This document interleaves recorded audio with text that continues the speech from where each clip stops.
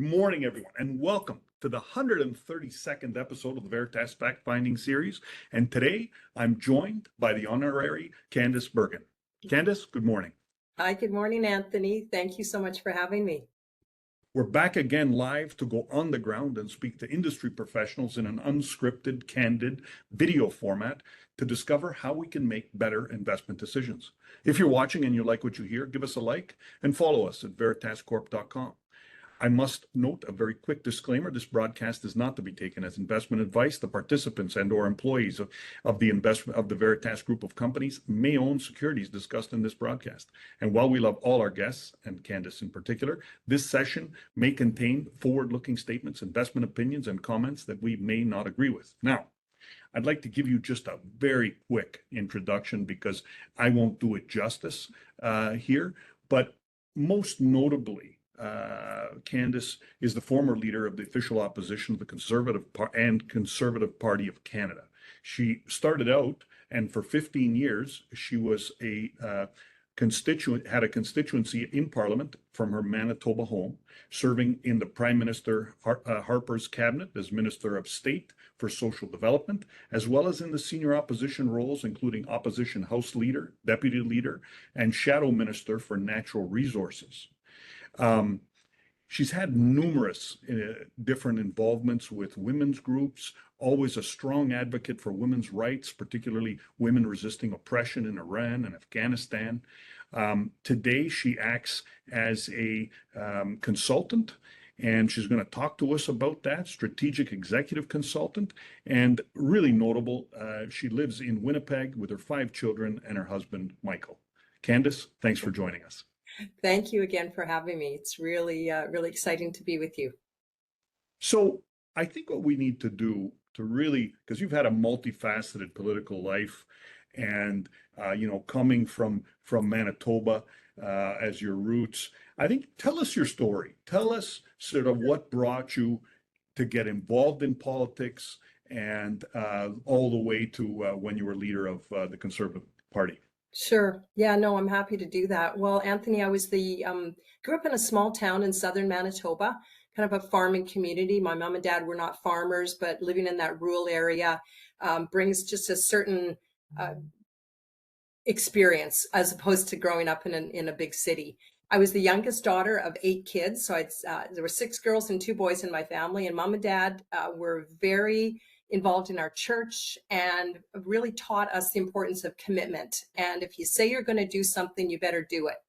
There was no, Mom, I don't really feel like doing it. I remember Mom saying, I don't care how you feel. You said you're going to, go do this or help in this organization, you go and do it. So, kind of a strong foundation of duty and following through on my word. Grew up, got married, had kids. I was never politically involved, but always watched what was going on politically.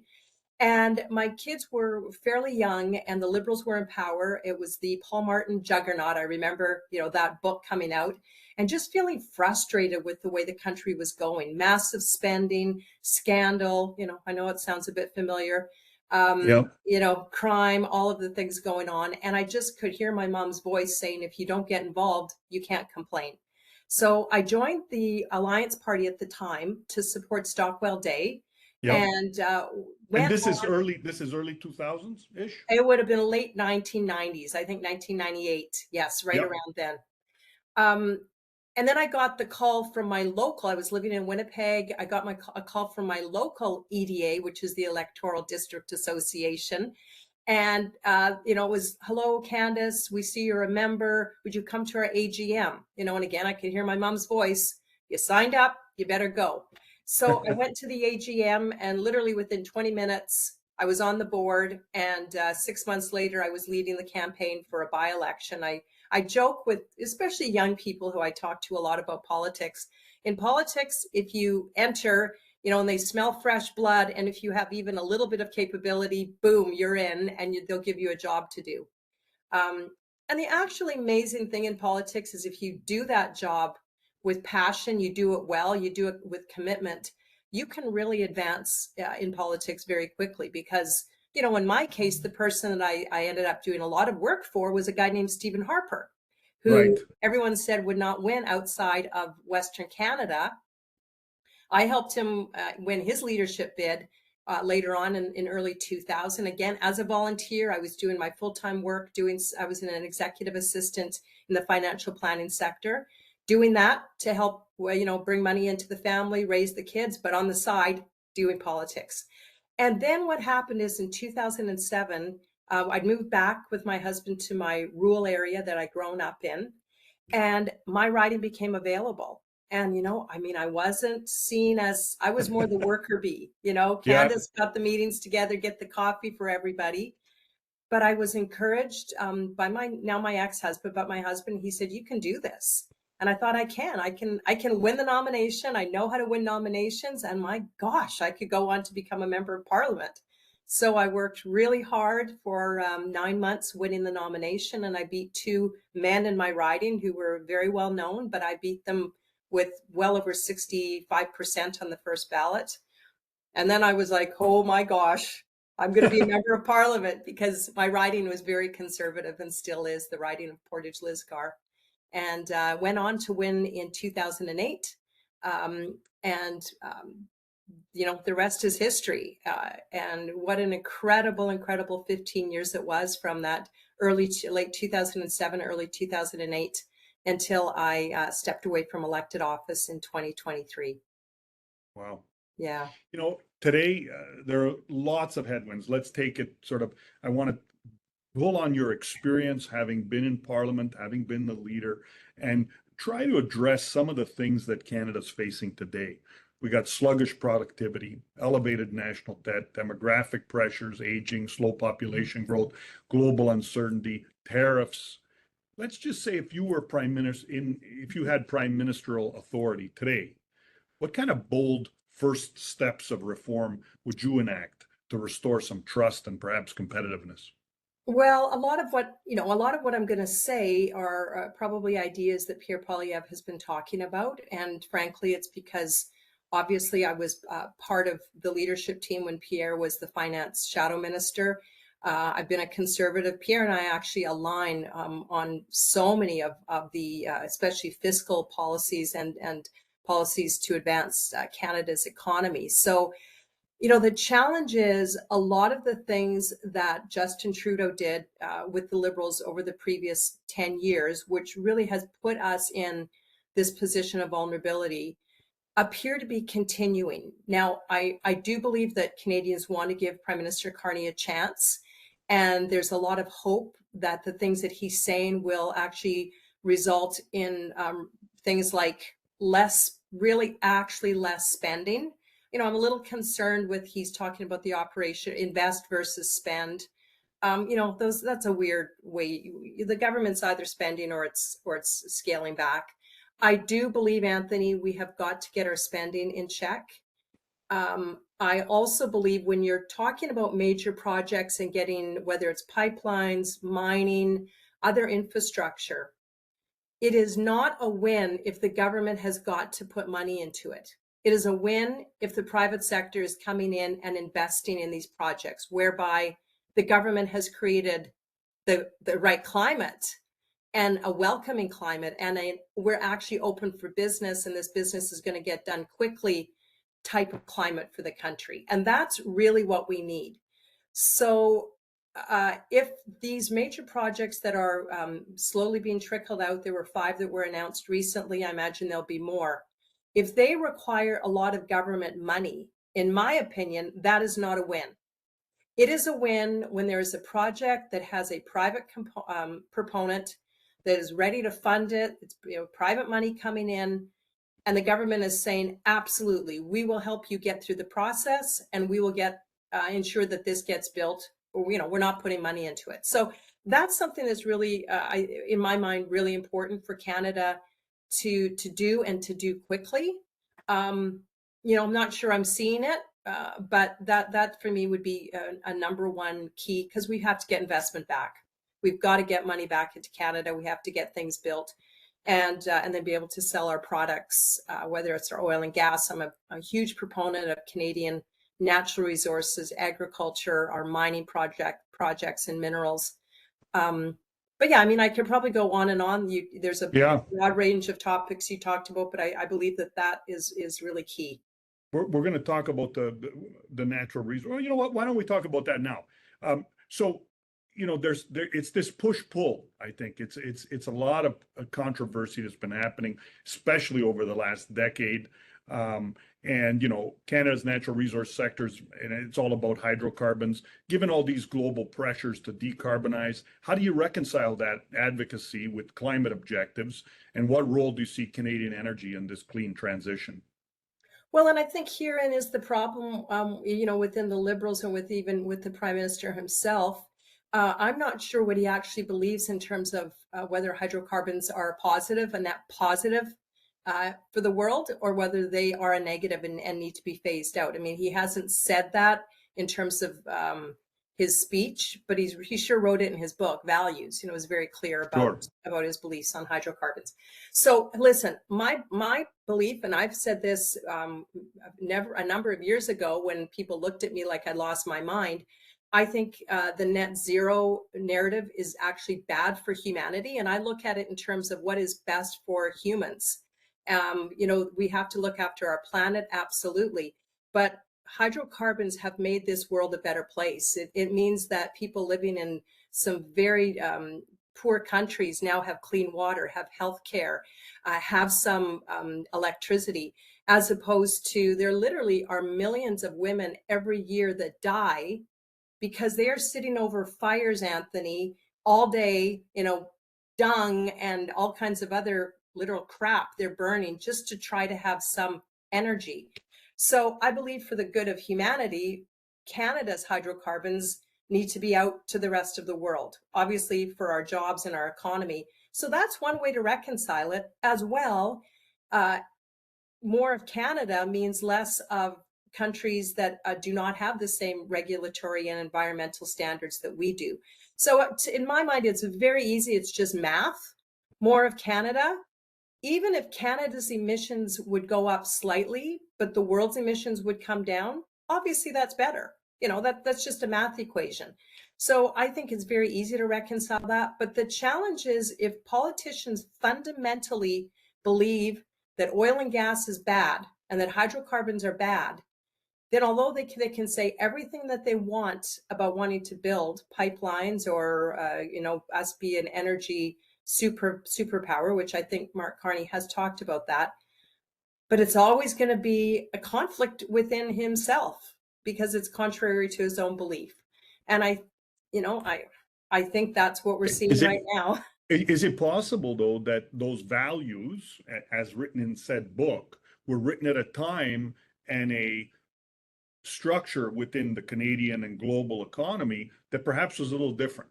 And maybe today he's looking at the situation and saying, you know what, we have these values, we need to deal with what's going on in the environment and protect the environment, but at the same time it's important for us to get to work on what our sort of God-given, I like to say, Yeah. attributes, and that is the natural resources. And it seems like he's talking the right things, right? He's talking about putting in another pipeline. He's talking about expanding the ports out west. So things are started. It seems we haven't seen actual action, but there's a lot of discussion about which seem to be along the lines of what you've suggested. I agree with you, and I think this is where a lot of Canadians are at, that they want to give the Prime Minister that benefit to be able to do what he said he's going to do. So, I'm grateful he's sure saying a lot more positive things that the previous government had said. And so I guess it's going to be a wait and see. I mean, I do think you have to look realistically at the budgets coming up in November. What's that spending going to look like? I don't think we can let them get away. When I say we, I know the opposition has a job, but I think we in the private sector, business leaders, I think Canada cannot wait another 10 years and, kind of hope and pray that this Liberal government isn't the same as the other one. So, we'll see. You're on the ground, and now you're working with various different groups, companies, advising them, if I right. And so, what's the mood among corporate Canada that you're seeing? Well, and I think you probably could even answer this better. I'd be interested in your thoughts because you're on the ground there in Toronto. You know this Sure. even better. I'm, working with companies that are, in some cases more prevalent in Alberta, doing work in the West. And there's always optimism. I'm finding it's really interesting working in the private sector because politics just plays a small role until it plays a big role. Do you know what I mean? I'm finding with the executives I'm working with, and I'm talking about what's happening in politics, and they care about it, but only to the extent that it's affecting them. And so I'm trying to advise them that they need to pay better attention and be more closely involved. But I think there is optimism. To your point, Canada has incredible natural resources. And so governments come and governments go. And so there is an optimism that, even if this government doesn't get everything done that they say they want to get done, it's a lot better than it was. And there's optimism that we can get some things built and get things done. But I do believe that they're also, they realize that whether it's, Donald Trump is moving forward. Donald Trump is doing what's best for his country, and they are our closest trading partner. We do need them. I was heartened to see some of the coverage from the Prime Minister's meetings with the Yep. President yesterday. We need to fix this relationship. We need to have a strong trading relationship with them. So I think that's, in my case, there is some concern that, like, let's get that solved. Well, get it solved, but how do we do that? And I got a question here from someone out east. Thanks, John, for the question. What is what can Carney do? What do you think the way to solve this impasse? It seems like an impasse between Canada and the U.S. Well, again, and I think Danielle Smith has actually been brilliant on how to deal with Donald Trump. And I think she's been unfairly maligned. I wrote an article actually in the spring. Conservative women are vilified when they lead, and she has been, I think, Yeah. shown a masterclass. What you have to do, I believe, not that I know Donald Trump, but just from observation. And again, I am heartened from the meeting yesterday with the Prime Minister Yep. is I do think you have to be respectful to Trump, flatter him, speak genuinely. And I think the key is going to be when the Prime Minister comes home, that he does not now go somewhere and start to talk down about Donald Trump or start Yeah. honestly with the elbows up. I really think he needs to stop that. Because Trump is not an idiot, and he will see everything that the Prime Minister says and does, whether it's in a panel in Ottawa or even in the House of Commons. So I think he needs to continue, to have that respectful, strong relationship, probably in private meetings, speaking very very straightforward way to Donald Trump. And my Yep. understanding is that that resonates with him. But you can't go to Washington. This was what Justin Trudeau did. He would go to Washington, wine and dine with him, be wined and dined, hang out. And then he came back and said bad things about him. Yeah. And I think that's the problem. So the foundation is you have to have a somewhat genuine, in a weird way, relationship with Donald Trump. And then you can really do that important negotiating that happens with the ministers, that happens with governors, that happens where the premiers get involved. And we talk about the massive importance of Canada to the US and vice versa. So coal is, and I'm talking here about thermal and metallurgical coal, Yeah. have been topics and have been contentious, to say the least, just given their environmental impact. But again, really important. And I know that, I was in China earlier this year, and the burning of coal is increasing, and they're electrifying significantly. There, 50% of their car sales in 2024 were EVs. It's amazing, half of 24 million. So how do we deal with coal? What do you think we need to do? Because that we have some, and the world Yeah. seems to need it. You bet. Well, Anthony, full disclosure, I've been sitting on the board of Valerie Resources, which is a company that's building a coal mine in Alberta. And so Yep. I've really learned a lot more about coal. I would say prior to this, I know a lot about oil and gas and the hydrocarbon side in terms of energy. But I was probably like many people, I categorize coal as dirty. We need to replace dirty coal. And I Yep. have learned so much, and I'm very excited about what's happening in Canada, especially in terms of metallurgical coal, met coal, which is the kind of coal that's needed to make steel. So there has been some argument and some discussion whether steelmaking requires met coal. I would say the evidence would point to yes. The best steel is made with metallurgical coal. Countries like India, Japan very much want our metallurgical coal. And Alberta has probably the richest deposits of met coal anywhere in the world. The other positive thing is Alberta and generally Canada, although we're still working on that, has a much more welcoming climate to met coal, welcoming posture. So Yep. Alberta has lifted the ban. The met coal, the other interesting and important thing about metallurgical coal and the mine that Valerie is building, it's Yep. all underground. This is all underground mining. It's not open pit. And indigenous groups are very much on side, very excited about this. Communities are excited because it means jobs, it means opportunities, and really incredible wealth for Alberta and for Canada as a whole. So, I think it's important for investors, if they haven't already, to be educated on the difference between the thermal coal, which is what China is burning. Yep. And I do believe that even in that case, there is in the U.S., for example, where they are reopening up coal, which is another important thing to look at, what the U.S. is doing, what Europe is doing. They are burning it in a cleaner way. But I'm talking directly about the metallurgical side of things. The U.S. or the European Union has listed met coal as a critical mineral. Mm-hmm. The U.S. either they've signaled that they are going to, they may already have.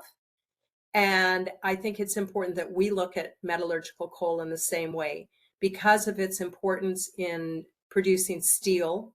Mm-hmm. And with all of our NATO countries spending more money on defense, that steel Also is going great to be for us. needed. Yeah. So I think it's going to be an interesting resource that Canada has a huge abundance of.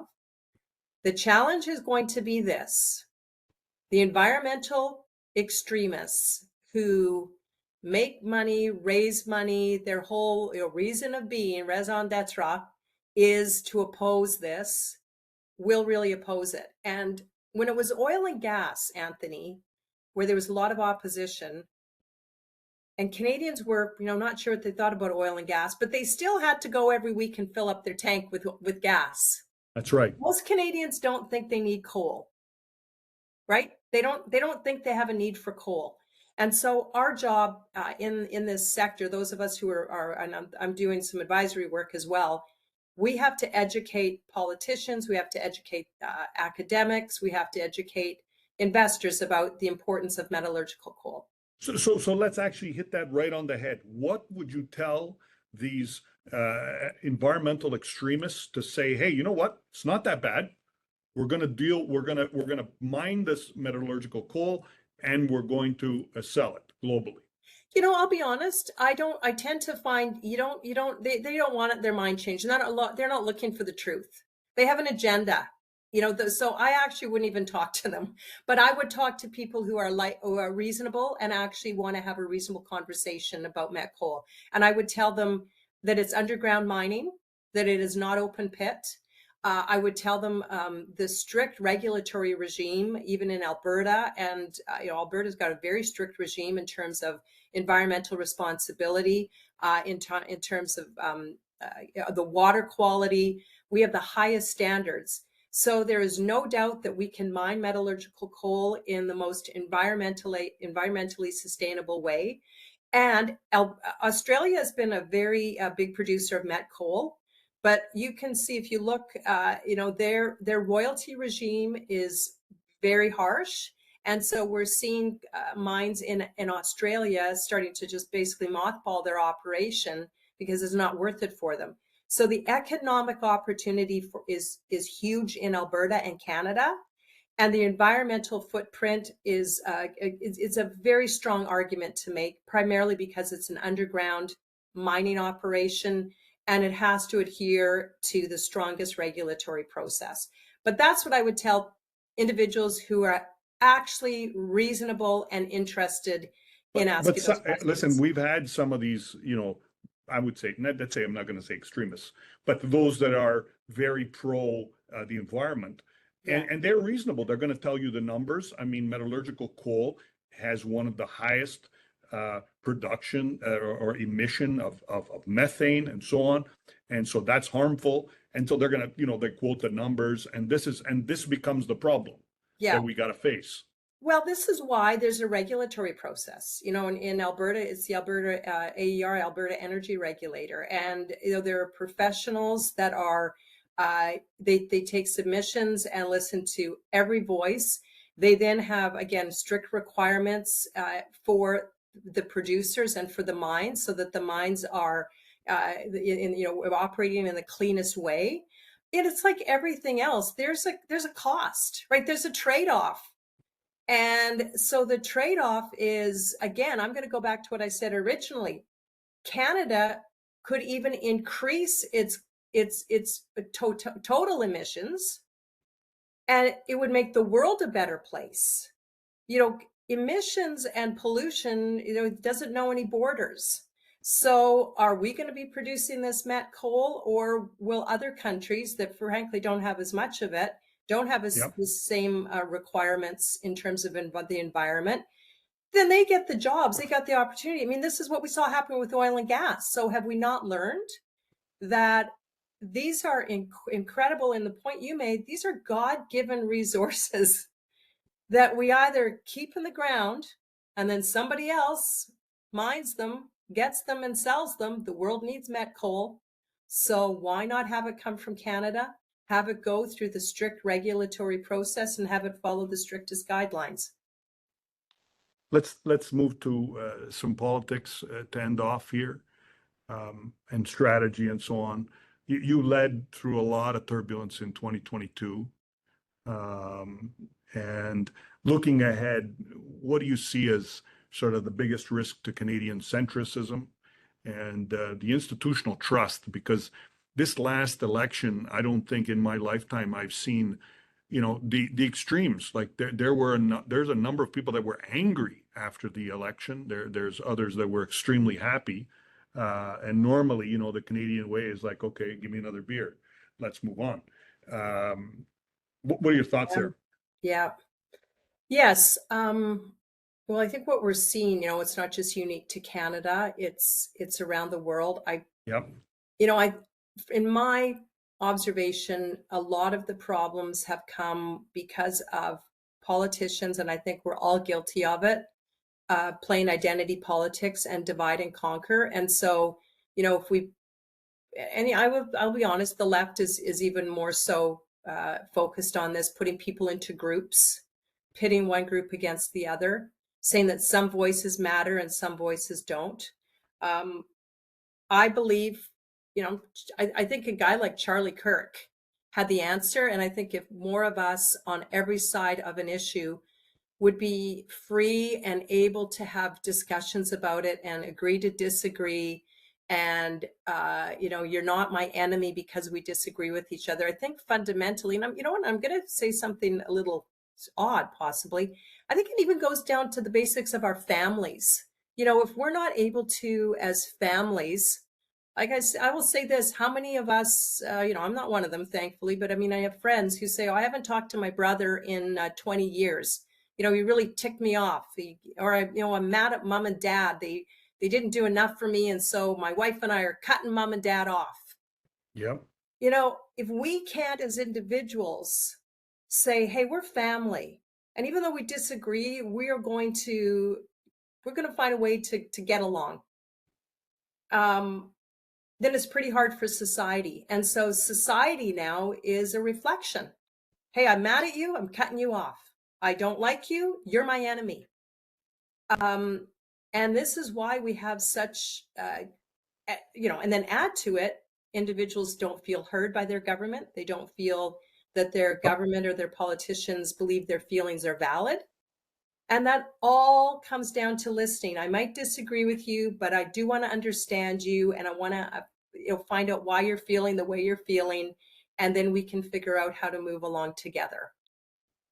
That's the basic of a But that's society. tough. I mean, look, Yeah, that's tough for a government to deal with. But I think you need to change some policies to make people want to become a family, make it easier for them to have children, make them be comfortable in their environment where the infrastructure is sound, the schooling system is good, then they feel that the government's looking after them.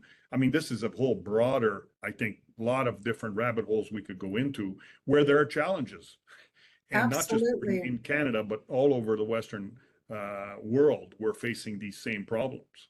Absolutely. I mean, fear has been put, how many young people are terrified? I mean, it was only a few years ago we were told the earth was going to, blow up in 14 years. Like kids are terrified about the environment. They are dealing with issues around their own. I'll say too, I think we've lost our spiritual connection. Kids don't Yep. know who they are anymore because they just think they just are a blob that just came on the earth, and Yep. there is no spiritual connection, there's no foundation. And so yeah, government, absolutely, Anthony. Like, listen, I These did are this. deep thoughts. Yep, I think the breakdown of the family is critical to what's exactly. happened in society, and also there's no religion. It doesn't matter which religion, but But faith. the Yeah, having no faith in anything yeah. gives a lack of something to believe in.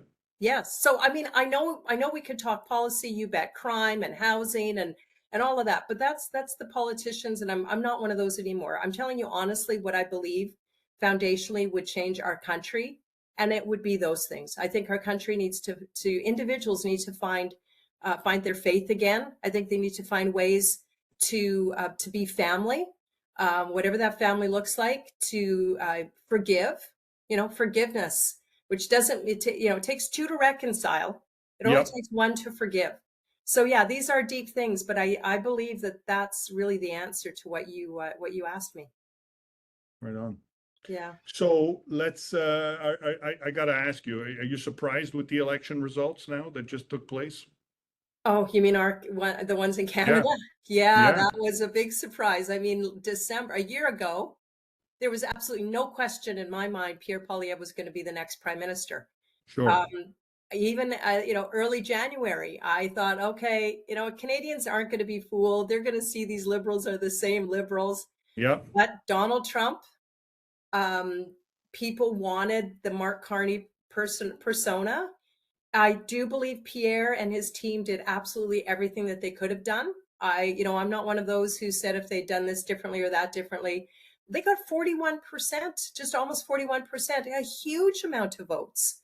So Yep. I do think Pierre's doing the right thing. He's continuing to talk about cost of living, crime, spending. I think that's smart. And my advice to him, and I've talked to him, his challenge in opposition is keeping caucus together. I took over Yep. the party after a massive disruption, and keeping caucus together in opposition means you lead with humility, and you genuinely respect every single one of your caucus members.